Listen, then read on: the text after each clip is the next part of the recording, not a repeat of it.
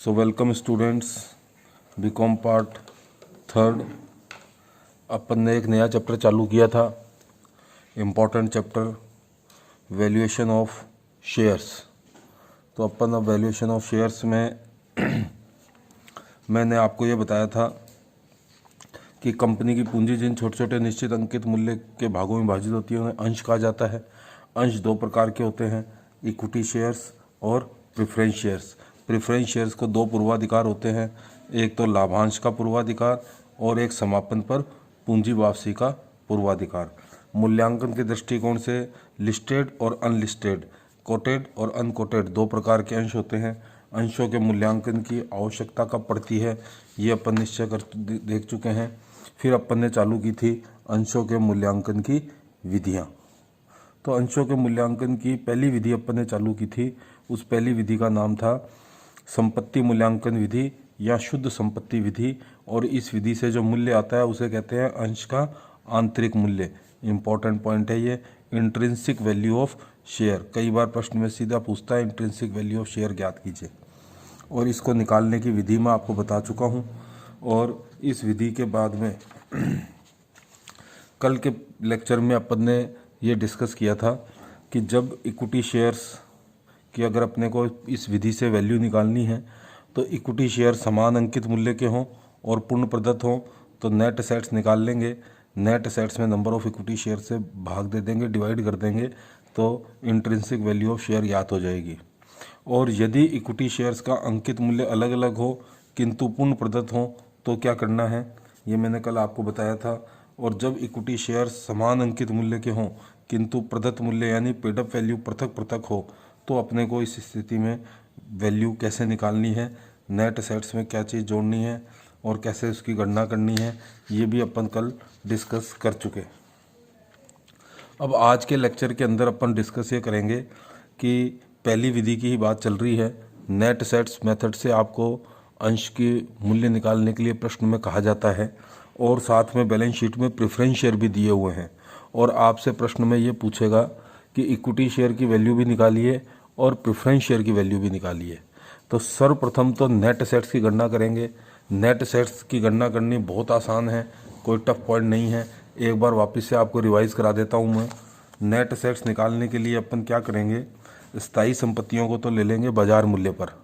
बाजार मूल्य नहीं दे रखा तो पुस्तक मूल्य पर। बैलेंस शीट में जो मूल्य दे रखा है वो पुस्तक मूल्य कहते हैं, उसको अपलिखित मूल्य रिटर्न डाउन वैल्यू भी कहते हैं।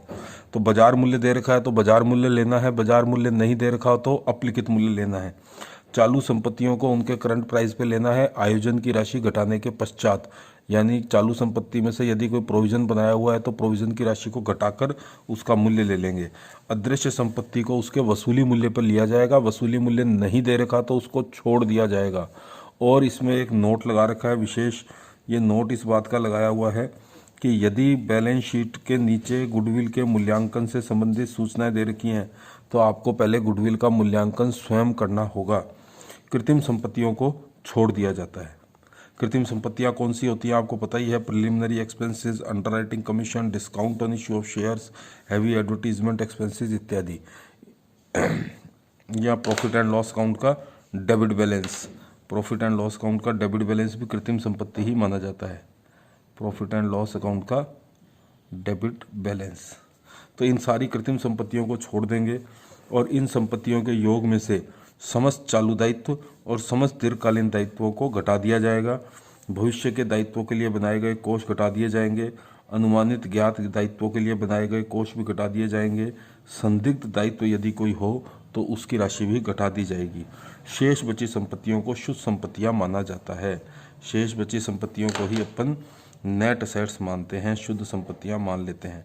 इसमें यह ध्यान रखना है कि गैर व्यापारिक विनियोगों को सम्मिलित करना है, गैर व्यापारिक विनियोगों को इंक्लूड करना है। गैर व्यापारिक विनियोग यदि लॉन्ग टर्म है तब तो स्थायी संपत्तियों में माने जाएंगे। गैर व्यापारिक विनियोग यदि शॉर्ट टर्म है तो करंट एसेट्स माने जाएंगे, तो उनको सम्मिलित करना है।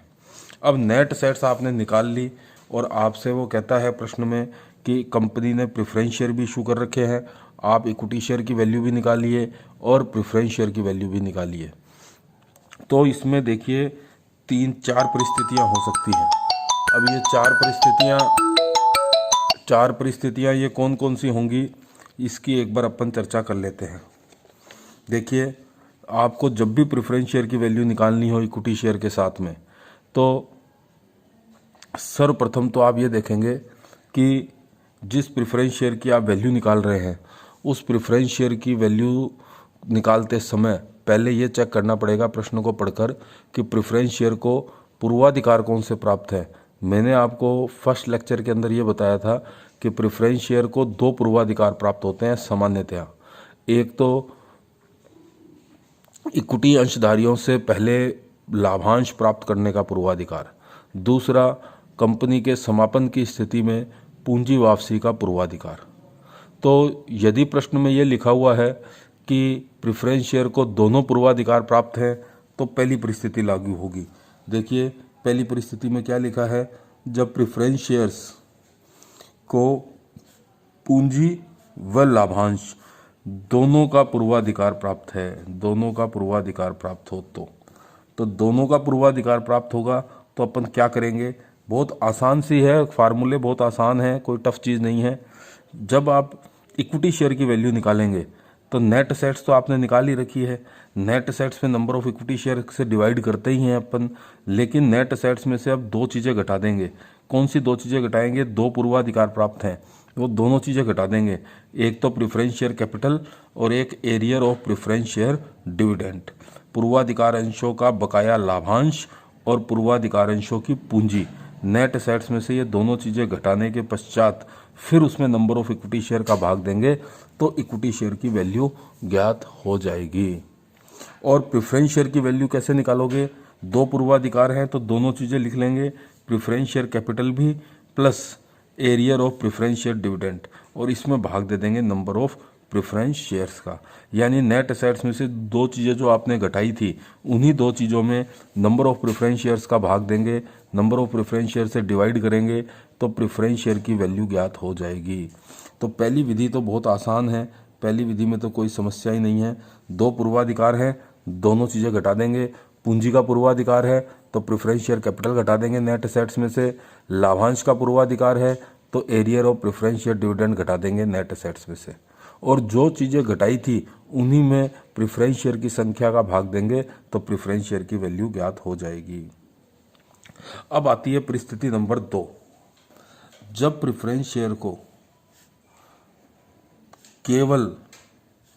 केवल पूंजी का पूर्वाधिकार है, केवल पूंजी के संबंध में ही पूर्वाधिकार हो तो, यानी अब यहाँ पर प्रेफरेंस शेयर को 2 पूर्वाधिकार नहीं है, केवल 1 पूर्वाधिकार है पूंजी के संबंध में, तो अब अपन नेट असेट्स में से 2 चीज़ें नहीं घटाएंगे। अब जब आप इक्विटी शेयर की वैल्यू निकालोगे तो नेट असेट्स में नंबर ऑफ इक्विटी शेयर का तो भाग देंगे ही देंगे, परंतु नेट असेट्स में से केवल एक चीज़ घटेगी, प्रेफरेंस शेयर कैपिटल। क्यों? क्योंकि केवल प्रेफरेंस शेयर को केवल पूंजी का ही पूर्वाधिकार है, दोनों पूर्वाधिकार प्राप्त नहीं है। तो जब वैल्यू पर इक्विटी शेयर निकालेंगे आप तो नेट असेट्स में से माइनस करेंगे प्रेफरेंस शेयर कैपिटल और उसमें भाग देंगे नंबर ऑफ इक्विटी शेयर्स का, और जब वैल्यू ऑफ प्रेफरेंस शेयर निकालेंगे तो प्रेफरेंस शेयर कैपिटल में भाग देंगे नंबर ऑफ प्रेफरेंस शेयर्स का। अब बात आती है तीसरी परिस्थिति की। जब प्रेफरेंस शेयर को केवल लाभांश के संबंध में पूर्वाधिकार प्राप्त है, यानी पूंजी का पूर्वाधिकार नहीं है, केवल लाभांश का पूर्वाधिकार है, तो देखिए ऐसी स्थिति में अब आप क्या करोगे, अब आप कॉमन सेंस से बता सकते हो। ऐसी स्थिति में अपन जब इक्विटी शेयर की वैल्यू निकालेंगे तो नेट असेट्स में से केवल एक चीज़ घटाएंगे, arrear of preference share dividend, और उसमें भाग देंगे number of equity share plus number of preference share का। ये विशेष बात अब आपको यहाँ पर सावधानी के रूप में ध्यान रखनी है कि दोनों अंशों की संख्या का जोड़ के भाग देंगे तब इक्विटी शेयर की वैल्यू आएगी। और वैल्यू ऑफ प्रेफरेंस शेयर जब निकालोगे तो ऊपर जो value of equity share I है, वैल्यू ऑफ इक्विटी शेयर वो तो आएगी प्लस उसमें arrear of preference share dividend upon number of preference share का भाग और देंगे। यानी ऐसी स्थिति के अंदर प्रेफरेंस शेयर की वैल्यू सदैव इक्विटी शेयर की वैल्यू से अधिक आएगी, क्योंकि वैल्यू ऑफ इक्विटी शेयर तो आएगी ही आएगी, प्लस इसमें एक्स्ट्रा वैल्यू और जुड़ेगी। तो ऐसी स्थिति में थर्ड परिस्थिति इम्पोर्टेंट है। थर्ड परिस्थिति में आपको विशेष ध्यान रखना है फार्मूले के अंदर। पहली और दूसरी परिस्थिति तो बहुत आसान है, पहली और दूसरी परिस्थिति तो बहुत आसान है, इजी है। दो पूर्वाधिकार हैं, दो चीज़ें घट जाएंगी। एक पूर्वाधिकार है पूंजी का तो केवल कैपिटल घट जाएगी, और जो चीज़ घटाई है उसी में प्रेफरेंस शेयर का भाग दे देंगे। तो इन दो परिस्थितियों में तो कोई दिक्कत नहीं है। तीसरी परिस्थिति में थोड़ी सी आपको सावधानी रखनी है ज़रूर कि नेट एसेट्स में से क्या चीज़ घटेगी। केवल लाभांश का पूर्वाधिकार है तो इसका मतलब arrear of preference share dividend घटेगा, लेकिन भाग जब दोगे तो नंबर ऑफ इक्विटी शेयर का भी भाग दोगे, नंबर ऑफ प्रेफरेंस शेयर दोनों को जोड़कर फिर भाग देंगे तो वैल्यू आएगी इक्विटी शेयर की।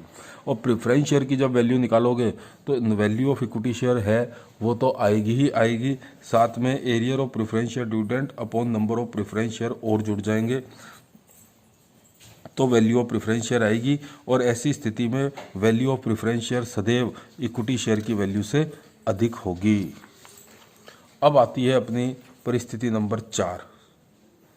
जब प्रेफरेंस शेयर्स को ना तो पूंजी का पूर्वाधिकार है, ना तो लाभांश का पूर्वाधिकार है, एवं ना ही पूंजी का पूर्वाधिकार है, तो ऐसी दशा में तो दोनों अंशों की वैल्यू फिर एक ही आएगी। जब दोनों में से कोई भी पूर्वाधिकार नहीं है प्रेफरेंस शेयर को, तो फिर इक्विटी शेयर और प्रेफरेंस शेयर एक ही हो जाएंगे और उनकी वैल्यू एक ही सूत्र के द्वारा निकाल ली जाएगी। दोनों का मूल्य ना तो लाभांश का पूर्वाधिकार है एवं ना ही पूंजी का पूर्वाधिकार है, तो एक ही सूत्र से दोनों की वैल्यू निकल जाएगी। कैसे निकलेगी? वैल्यू पर शेयर नेट एसेट्स निकाल लेंगे, नेट एसेट्स में number of equity share plus number of preference share दोनों जोड़ के भाग दे देंगे, यही वैल्यू पर शेयर आएगी। यही वैल्यू पर शेयर इक्विटी शेयर की मानी जाएगी और यही वैल्यू पर शेयर प्रेफरेंस शेयर की मानी जाएगी। दोनों की इक्विटी शेयर और प्रेफरेंस शेयर दोनों की एक ही वैल्यू आएगी, क्योंकि प्रेफरेंस शेयर को पूर्वाधिकार तो कोई है ही नहीं। तो देखिए बहुत आसान सा पॉइंट है, कोई टफ पॉइंट नहीं है ये। इस पॉइंट में खाली जो एक बात ध्यान रखनी है वो ध्यान रखनी है आपको परिस्थिति नंबर 3 के अंदर। ये इंपॉर्टेंट परिस्थिति है, इस परिस्थिति का आपको याद रखना है, ध्यान रखना है। बाकी पहली परिस्थिति, दूसरी परिस्थिति और चौथी परिस्थिति, ये तीनों परिस्थितियां तो बिल्कुल आसान है, कोई भी इसमें टफ पॉइंट नहीं है। तो इसके कुछ क्वेश्चंस मैं आपको अभी ग्रुप में डाल दूंगा, वो आप करके देखिएगा। और बहुत आसान विधि है, केवल आपको नेट एसेट्स निकालनी आनी चाहिए। और नेट एसेट्स में फिर जैसे प्रश्न में सूचना दे रखी है उन प्रश्न की सूचनाओं के हिसाब से अपन इक्विटी शेयर की वैल्यू भी निकाल सकते हैं और प्रेफरेंस शेयर की वैल्यू भी निकाल सकते हैं। तो इस विधि के अलावा एक दूसरी विधि और है वैल्यूएशन ऑफ शेयर की, और कई बार पहली विधि का सवाल पूछा जाता है। पहली विधि का क्वेश्चन तो बहुत आसान है क्योंकि उसमें केवल आपको नेट एसेट्स की गणना करनी है। दूसरी विधि में थोड़ी सी सावधानियां रखनी पड़ेंगी आपको, और कई बार दूसरी विधि का सवाल भी पूछा जाता है। और कई बार सवाल में ये पूछ लेता है कि अंश की फेयर वैल्यू निकालिए, अंश का उचित मूल्य निकालिए। उचित मूल्य यदि पूछ लिया तो आपको पहली विधि से भी अंश का मूल्य निकालना पड़ेगा, यानी शुद्ध संपत्ति विधि से भी मूल्य निकालना पड़ेगा, दूसरी विधि से भी मूल्य निकालना पड़ेगा, और दोनों विधियों से अंश का मूल्य निकाल कर फिर उसका औसत लेना पड़ेगा, एवरेज लेना पड़ेगा। उस एवरेज को ही अपन उचित मूल्य कहते हैं। तो अगर उचित मूल्य का सवाल पूछ लिया तो फिर आपको प्रश्न को दोनों विधियों से करना पड़ेगा। तो प्राय करके यदि 20 नंबर का सवाल पूछता है वैल्यूएशन ऑफ शेयर्स में से, तो आपसे अंश का उचित मूल्य पूछने की संभावना भी रहती है, क्योंकि उसमें 10 नंबर की तो नेट एसेट्स मेथड हो जाएगा, पहली विधि से जो मूल्य ज्ञात करेंगे वो हो जाएगा, और 10 नंबर का हो जाएगा दूसरी विधि से ज्ञात किया गया मूल्य। और फिर उन दोनों मूल्यों को जोड़कर जब आप उनका एवरेज ले लेंगे तो उस एवरेज प्राइस को ही फेयर वैल्यू ऑफ शेयर्स कहा जाता है। तो अब अपन नेक्स्ट लेक्चर के अंदर कल अपन डिस्कस करेंगे सेकंड मेथड का। सेकंड मेथड का नाम है प्रत्याय या प्रतिफल मूल्यांकन विधि। पहली विधि का क्या नाम था बोलो? शुद्ध संपत्ति विधि, नेट एसेट्स मेथड, या दूसरा नाम एक और था संपत्ति मूल्यांकन विधि या शुद्ध संपत्ति विधि। और पहली विधि से जो मूल्य ज्ञात होता है उस मूल्य को क्या कहते हैं, बड़े इंपॉर्टेंट पॉइंट है, अंश का आंतरिक मूल्य, इंट्रिंसिक वैल्यू ऑफ शेयर कहा जाता है पहली विधि से जो मूल्य आता है। इस विधि का नाम है प्रत्याय विधि या प्रतिफल मूल्यांकन विधि, यील्ड मेथड या return valuation method, yield valuation method या रिटर्न वैल्यूएशन मेथड।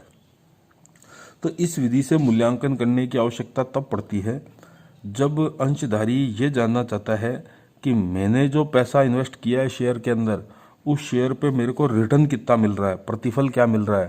पहली विधि का प्रयोग कब किया जाता है, देखिए ये बात भी समझ लीजिए, कभी एक नंबर में पूछा जा सकता है कि संपत्ति मूल्यांकन विधि या शुद्ध संपत्ति विधि का प्रयोग कब कौन से शेयर होल्डर करते हैं। इस विधि का प्रयोग तो वो तब किया जाता है जब आपको ये चीज़ चेक करनी हो कि आपने जिन शेयर्स में पैसा लगाया है वो पैसा आपका सुरक्षित भी है या नहीं है। तो ये अपने को पता चलता है कि एक अंश के पीछे कंपनी में संपत्तियां कितने रुपए की है। एक अंश का, मान लो आपने 100 रुपये का अंश खरीदा और एक अंश के पीछे कंपनी के पास में 150 रुपये की संपत्तियां पड़ी हुई हैं, इसका मतलब आपका अंश पूर्णतया सुरक्षित है। कंपनी के पास में इतनी संपत्तियां हैं कि वो आपके अंशों के मूल्य का प्रतिनिधित्व करती हैं। तो इस विधि में तो पैसे की सुरक्षा के ऊपर विशेष ध्यान दिया जाता है, लेकिन प्रतिफल मूल्यांकन विधि तब प्रयोग की जाती है जब अंशधारी प्राय करके ये जानना चाहता है कि मैंने जो पैसा लगाया है कंपनी पे उस पे मेरे को रिटर्न कितना मिलेगा। इसीलिए इसका नाम है रिटर्न वैल्यूएशन मेथड या यील्ड वैल्यूएशन मेथड। इस मेथड की अपन अब कल चर्चा करेंगे। So thank you very much students.